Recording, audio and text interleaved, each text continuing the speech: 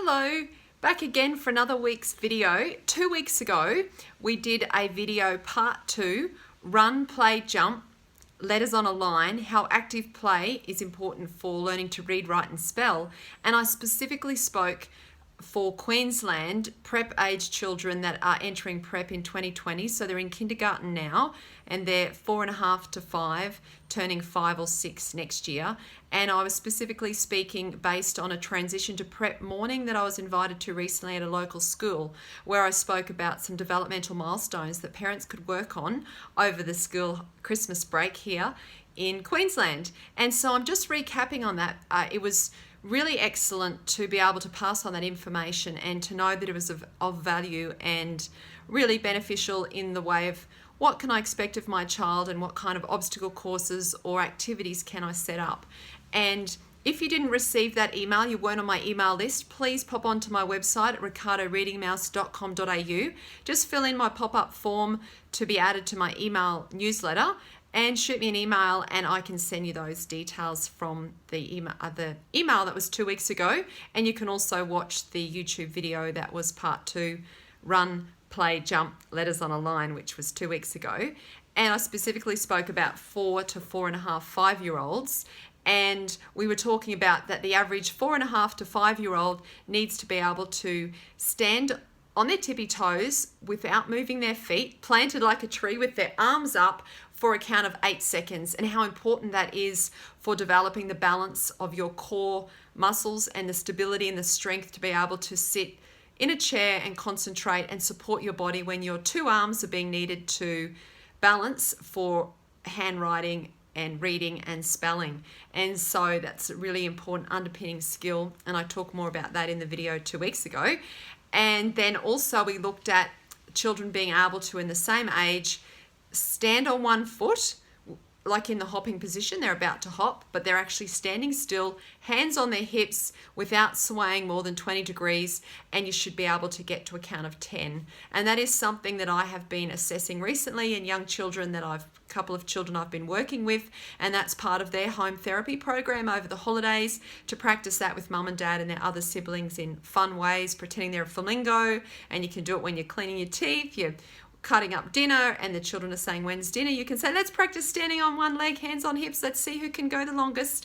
And you can do it obviously in obstacle courses and things in the backyard as well, because it's really important. They're developmental milestones that we look at.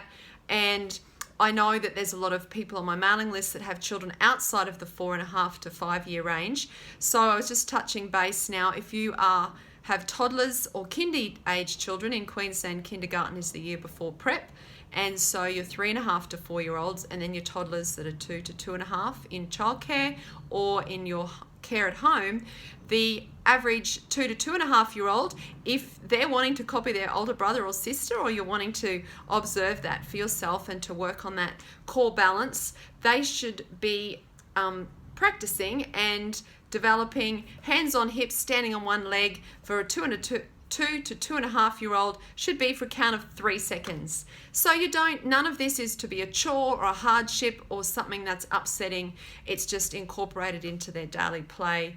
And you can put a beanbag on their head and say, who can balance with the beanbag on your head, or who can hold the balloon, or who can stand on one leg and reach up to touch the bubble, pop the bubble. So you're incorporating it into play activities that you're already doing, but just aware that these are developmental milestones that are really beneficial for children. So 2 to 2.5 year old for a count of 3, and then the 3 to 3.5 year old for a count of 5 seconds, hands on hips, balancing on one leg, like in the hopping position. And then, as we shared 2 weeks ago, and just now again, 4.5 to 5 year old is for a count of 10 seconds. And so don't be concerned if your child can't even do that yet, or you count them and it's 1 or 2 seconds. It's just practice, and it's that repetition and that development in their brain of learning to hold themselves up without all the counteracting of that balance. And that's just a guide, a developmental milestone that we look at.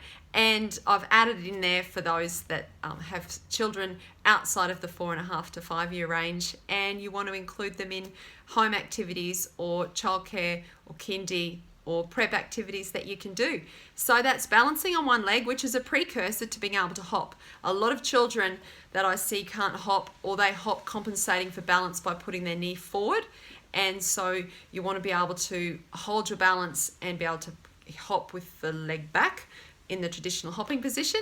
And so also balancing on the tiptoes and catching a ball, playing with a balloon, playing with bubbles, all of those activities are fun, and developing core muscle strength and stability and coordination, eye-hand coordination, tracking a ball, tracking a balloon, tracking bubbles, all such fun, and really are important right from that young age. So when a child's upright and walking and learning to run, you'll see them getting more stable with taking one foot after the other and then running, and then they'll want to start kicking a ball, which is around the age of 2. They can kick a ball from stationary on the ground and just kick it with their foot, and they'll love to see the reward of seeing the ball roll and kicking it, and they may fall over and giggle and laugh, but encouraging them to kick the ball, and then by the time they're about 2.5, 3, they'll be able to catch the ball with their hands out rather than to their chest. But if they still need to catch it to their chest for their balance so they don't fall over,